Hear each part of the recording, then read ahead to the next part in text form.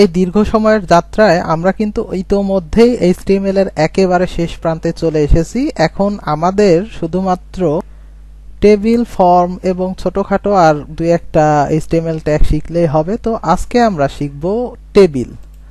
তো টেবিল শুরু করার আগে আমি টেবিলের রো, কলাম এই বিষয় সম্পর্কে আপনাদের ধারণা দিতে চাই একটু, যদিও আপনারা অনেকেই খুব ভালোভাবে হয়তো জানেন। এর জন্য আপনি এখানে সার্চে এসে লিখবেন পেইন্ট। তো মাইক্রোসফট যে উইন্ডোজের সাথে একটা পেইন্ট আপনাদের জন্য দিয়ে দিয়েছে। এখানে এসে আমি একটা এই রেক্টেঙ্গেল নিচ্ছি। তো এখান থেকে একটু চিকন বর্ডার দিয়ে নেই। ওকে, তো এটা একটা টেবিল। আমরা এখন এখান থেকে একটা লাইন টুল নেই। তো এই টেবিলের মধ্যে এইগুলো হচ্ছে আমাদের রো, অর্থাৎ এই যে আড়াআড়ি যে দাগগুলো দেখতে পাচ্ছেন এইগুলোকে বলা হচ্ছে রো। তো একটা টেবিলে কতগুলো রো থাকবে আসলে নির্দিষ্ট করে তো বলা যায় না, প্রয়োজন অনুসারে এক এক টেবিলে কম বেশি সব রকমই রো, কলাম থাকতে পারে। তো আড়াআড়ি এরকম যে অংশগুলো দেখতে পাচ্ছেন এগুলোকে বলা হচ্ছে রো। আর এইভাবে লম্বালম্বি কিছু দাগ দেখা যায় টেবিলের মধ্যে, এগুলোকে বলা হচ্ছে কলাম। তো এক্ষেত্রে আমরা কতগুলো কলাম নিচ্ছি একটু লক্ষ্য করেন। এদিকে কলামের সংখ্যা 1 2 3 4 এবং রো এর সংখ্যা 1 2 3 4 5। তো এখন আমরা তো এখানে এটা পেইন্টে আঁকালাম। তো এখন এটাকে আমরা কিভাবে কোডের মাধ্যমে লিখতে পারি? কোডের মাধ্যমে লেখার জন্য আমাদের সর্বপ্রথম যেটা করতে হবে, একটা ট্যাগ নিতে হবে টেবিল নামে।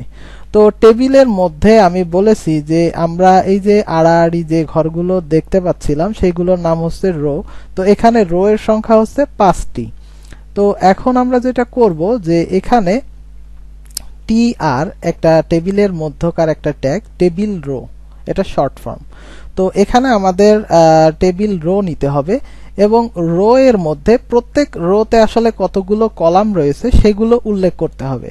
তো এখন আমাদের এখানে কলামের সংখ্যা হচ্ছে 1 2 3 4। তো এখন আমরা এখানে TR মানে টেবিল রো এর মধ্যে টেবিলের কিছু ডাটা দিব। তো টেবিল ডাটা হচ্ছে TD নামে একটা ট্যাগের মাধ্যমে লেখা হয়। তো এই TD মূলত কলাম হিসেবে ব্যবহার করা হয়। তো এখানে আমাদের যেহেতু 4টা কলাম রয়েছে, সুতরাং আমরা তো এটাকে আমি ডুপ্লিকেট করে নিচ্ছি 4টা। তাহলে এখানে কলামের সংখ্যা পেয়ে গেলাম 1 2 3 4। এখন এখানে আমি কিছু ডাটা দিব, সেগুলো হচ্ছে 1 এভাবে লিখি, এখানে দিলাম 2, তারপরে দিলাম হচ্ছে 3, এখানে দিলাম 4। তো এরকম আমাদের কতগুলো রো থাকবে এই বরাবর আমরা দেখতে পাচ্ছি 1টা 2টা 3টা 4টা 5টা। তো এই 5টা আমরা এখন কপি করে নিব রো হিসেবে। তো আমরা পুরো TR এটাকে সিলেক্ট করব, তারপরে অল্টার শিফট চেপে আমাদের যে এই রয়েছে কিবোর্ড রয়েছে তার ডাউন অ্যারো কিটা চাপ দিলাম, তাহলে হলো 2 3 4 5।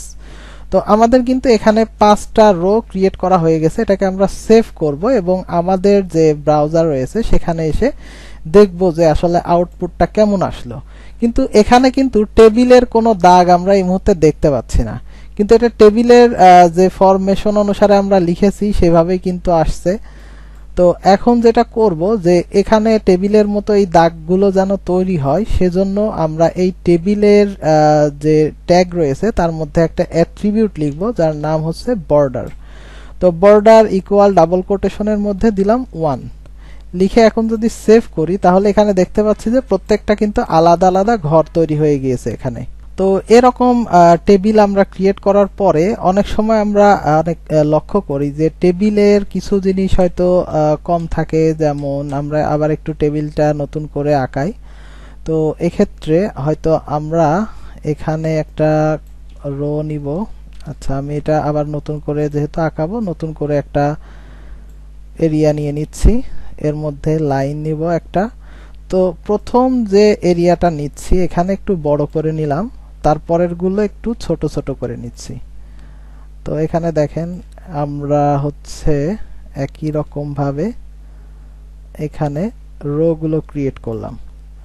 তো এখন প্রথমত আমরা যেটা করব, এখান থেকে কলামও আমরা একটু এটা শুধু প্রথম যে ঘর এটাতে একটু বড় রাখবো এবং তার পরবর্তী ঘরগুলোতে আমরা রোয়ের সংখ্যা, কলামের সংখ্যা এগুলো একটু ডিফারেন্ট করে দিচ্ছি। তো এখানে এখন লক্ষ্য করুন, আমরা এরকম একটা টেবিল ক্রিয়েট করছি। আচ্ছা, এখানে কলামের সংখ্যা আমরা একটু বাড়িয়ে ফেলেছি। আচ্ছা, যাই হোক, এখানে কলাম এইভাবে দিই, আমরা একেবারে উপর থেকে দিই। ঠিক আছে, আমরা এখানে কলাম, রো এগুলো দিচ্ছি এবং এখানে হচ্ছে আরেকটা রো রেখে দিলাম। তো এখন এই টেবিলটা তৈরি করতে গেলে এখানে একটা ঘর দেখতে পাচ্ছেন যে এটা 2 কলামের সমান জায়গা নিয়েছে। এখানে আমরা কলামটা একদিকে লাগাই দিই। তো এখানে যেটা হচ্ছে যে এইদিকে এই কলামটা এবং এই কলামটা সে নিয়েছে, আবার একই সাথে এই রো এবং এই রো এই দুইটাকেই সে নিয়েছে। তো এই ধরনের টেবিল অনেক ক্ষেত্রে তৈরি করা লাগতে পারে। তো এটার জন্য আমরা ছোট্ট একটা অ্যাট্রিবিউট ব্যবহার করব এবং তার মাধ্যমে 2টা কলাম বা 2টা রোকে মার্জ করে ফেলতে পারবো। তো প্রথমত আমরা দেখব যে এই কলাম এবং তার পরের যে কলাম রয়েছে এই দুইটাকে আমরা কিভাবে মার্জ করতে পারি। তো আমরা যেহেতু প্রথম লাইনে এটা করছি, একেবারে প্রথম যে 2টা কলাম, এই 2টা কলামের ক্ষেত্রে আমরা কাজটা করব। তো সেজন্য আমরা প্রথম রো এর প্রথম কলামের যে ডাটা, সেখানে এসে লিখব কল স্প্যান নামে একটা অ্যাট্রিবিউট এবং তার মধ্যে আমরা কয়টা কলামকে মার্জ করতে চাচ্ছি, এখানে এই প্রথম 2টাকে। তো এখানে আমি এটা লিখে দিলাম 2। তো এখানে যদি 2 লিখি তাহলে দেখতে পাচ্ছি যে এখানে কিন্তু আমাদের টেবিলটা আর আগের মতো নেই, এখানে একটা এক্সট্রা অংশ চলে এসেছে। এর কারণটা কি যদি একটু লক্ষ্য করেন, যে এখানে আমরা 2টা কলামের সমপরিমাণ জায়গা নিয়েছি এবং তার পরবর্তীতে আরো 3টি রয়েছে। তো সেক্ষেত্রে এটার মোট কলামের সংখ্যা হচ্ছে 5টি, কিন্তু আমাদের মূল টেবিলে কিন্তু কলামের সংখ্যা হচ্ছে 4টি। তাহলে এটাকে আমরা কিভাবে ফিক্স করতে পারি, আমরা এখানে সংখ্যা একটা কমাই দিব। তাহলে এখানে হচ্ছে 2টা আর পরবর্তীতে আছে 2টা, মোট হচ্ছে 4টা। তো এখন যদি আমরা এখন সেভ করে দেই তাহলে দেখতে পাচ্ছি টেবিলটা কিন্তু তার ফরমেশনটা ঠিক রেখেছে। তো ঠিক একইভাবে আমরা কিন্তু এই উপর নিচে 2টা রো কেও একসাথে মার্জ করে ফেলতে পারি। তো রো কে মার্জ করতে গেলে আমাদের আসলে রো স্প্যান নামে আরো একটি ট্যাগ রয়েছে, যেটা আমরা এখন অ্যাট্রিবিউট রয়েছে, অ্যাট্রিবিউটটা এখানে লিখব R O W span, row span. তো এখানে 2টা আমরা লিখলাম।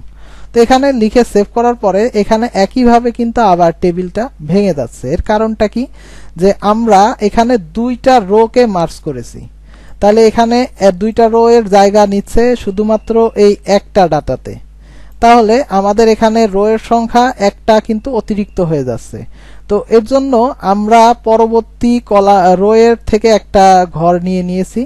তো এই জন্য কি করব, যে রোতে আমরা এটা স্প্যান করেছি ঠিক তার পরের রো, এটা দেখতে পাচ্ছেন এটা 1 নাম্বার রো, এটা হচ্ছে 2 নাম্বার রো। তো এই 2 নাম্বার রো এর প্রথম যে ডাটাটা এটাকে আমরা কেটে দিচ্ছি, দিয়ে এখন সেভ করলে দেখতে পাচ্ছি যে আমাদের ঘরটা কিন্তু ঠিকঠাক সুন্দরভাবে চলে এসেছে। তো এইভাবে আমরা চাইলে 2টা বা 3টা যেটাই করি না কেন, যেমন আমরা এখন এই জায়গায় যদি 3 দিয়ে দিই তাহলে কিন্তু আমাদের টেবিল আবার ভেঙে যাবে। তো এটাকে ফিক্স করতে চাইলে তাহলে আমাদের কি করতে হবে, ঠিক পরের রো এর একটা ডাটা এখান থেকে কেটে দিতে হবে, তাহলে আবার এটা ঠিক হয়ে যাবে। এখানে আমরা একই রো থেকে কেটে ফেলেছি, যার কারণে আমাদের টেবিলটা কিন্তু ভেঙে গিয়েছে। তো আমরা যেটা করব যে আমরা পরের রো থেকে কাটবো এটা, অর্থাৎ আমরা 3টা রো কে মার্জ করছি। এই একটা রো, এখান থেকে একটা রো নিচ্ছি এবং এখান থেকে একটা রো, 3টা রো নিলে রো স্প্যান। এখন টেবিলটা দেখি ঠিক আছে কিনা, ওকে, টেবিল ঠিক আছে। তার মানে আমরা আবার যদি আরো একটা বৃদ্ধি করি এখানে 4, তাহলে আমাদের ঠিক তার পরের রো থেকে আরো একটা ডাটা এভাবে কেটে দিতে হবে। তাহলে এখানে আমাদের কিন্তু জায়গা ঠিকঠাক ভাবে চলে আসবে। তার মানে আমরা চাইলে পুরো এই কলামটাকে একটা ইসের মধ্যে মার্জ করে নিয়ে আসতে পারি। তো এখানে দেখেন, এখানে 1 শুধুমাত্র এই পুরো একটা জায়গা জুড়ে রয়েছে। তো এইভাবে আপনারা রো স্প্যান এবং কল স্প্যান বিভিন্ন ভাবে ট্রাই করবেন এবং আপনারা আয়ত্ত করার চেষ্টা করবেন। পরবর্তীতে আমরা ফর্ম এবং অন্যান্য আরো কিছু ট্যাগ নিয়ে আলোচনা করব। সে পর্যন্ত সবাই ভালো থাকবেন, ধন্যবাদ।